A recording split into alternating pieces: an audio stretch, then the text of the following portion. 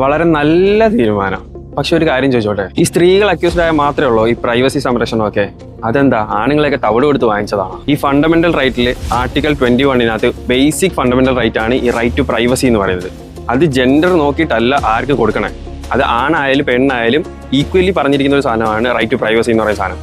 നേരെ മറിച്ച് ഒരു പുരുഷനാണ് ഇതിനകത്ത് ഇപ്പൊ ഒരു ആണിനെയാണ് ഇതിനകത്ത് പിടിക്കുന്നതെന്നുണ്ടെങ്കിൽ അവനെ എടുത്തിട്ട് വാരി അലക്കി സോഷ്യൽ മീഡിയക്കകത്തിട്ട് ഭയങ്കര റീലൊക്കെ ഉണ്ടാക്കി ഭയങ്കര ബാക്ക്ഗ്രൗണ്ട് മ്യൂസിക് ഇട്ട് സാർമാർക്ക് എല്ലാം ചെയ്യാനായിട്ട് അറിയാം.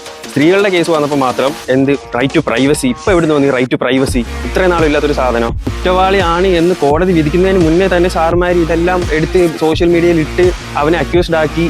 ഇത് എവിടുത്തെ ഒരു ഹിപ്പോക്രസി നിയമമാണിത്? പ്രൈവസി ഒരു ജെൻഡർ പ്രിവിലേജ് അല്ല, ജസ്റ്റിസ് അതേപോലെ ഒരു ജെൻഡർ പ്രിവിലേജ് അല്ല. ഹ്യൂമൻ ഡിഗ്നിറ്റി പോലും ഒരു ജെൻഡർ നോക്കി തീരുമാനിക്കേണ്ട ഒരു സാധനമല്ല. സ്ത്രീ ആണെങ്കിൽ റൈറ്റ് ടു പ്രൈവസി, ഒരാണാണെങ്കിൽ ഹ്യൂമിലിയേഷൻ. ഇതെന്താ ഈ സൊസൈറ്റി ഇങ്ങനായി പോണത്? ഈ ഉത്തരത്തിൽ ഇരിക്കുന്നവർക്ക് ബുദ്ധി കൂടി പോയിട്ട് അതിനകത്തൊരു വെള്ളത്തിനും കാണിച്ചിട്ട് അല്ലെങ്കിൽ ഒരു വെള്ളത്തിൽ പറഞ്ഞിട്ട് അതൊരു അലങ്കാരമായിട്ട് കാണിക്കുന്നതാണോ?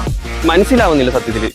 രണ്ടുപേർക്ക് രണ്ട് നിയമം. ഇത് ആക്ച്വലി ഒരു ഡബിൾ സ്റ്റാൻഡേർഡാണ്. ഡബിൾ സ്റ്റാൻഡേർഡ് പരിപാടിയാണ് കാണിക്കുന്നത്. ഒരു റൂൾ ഉണ്ടെങ്കിൽ അത് എല്ലാവർക്കും ഒരുപോലെ അപ്ലൈ ചെയ്യും, അല്ലെങ്കിൽ അത് ചെയ്യാൻ നിൽക്കരുത്. ആണെന്നോ പെണ്ണെന്നോ വ്യത്യാസമില്ലാതെ ഇവിടെ എല്ലാവരും പറയുന്നുണ്ടല്ലോ.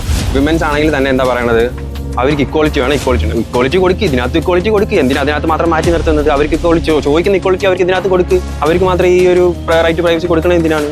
ഇത് രണ്ടുപേർക്കും കൊടുക്കാൻ പറ്റത്തില്ലെന്നുണ്ടെങ്കിൽ ജസ്റ്റിസ് എന്ന് പറയുന്ന സാധനം പറയുന്നതെങ്കിൽ അറ്റ്ലീസ്റ്റ് നിർത്താൻ നോക്കും. ഒരേ ക്രൈം ഒരേ ആൾക്കാർ, അതേ ഹ്യൂമൻസ് തന്നെയല്ലേ, മനുഷ്യർ തന്നെയല്ലേ ഇത് ചെയ്യുന്നത്. ആണെന്നോ പെണ്ണെന്നോ വ്യത്യാസമില്ലാതെ ഒരു മനുഷ്യനാണല്ലോ ഇത് ചെയ്യുന്നത്. ഒറ്റ ക്രൈം ഒറ്റ ഒരു ഇത് ചെയ്യുന്നത്, എന്നിട്ട് രണ്ടുപേരും പല ഉണ്ടാക്കി കാണിക്കുന്നു.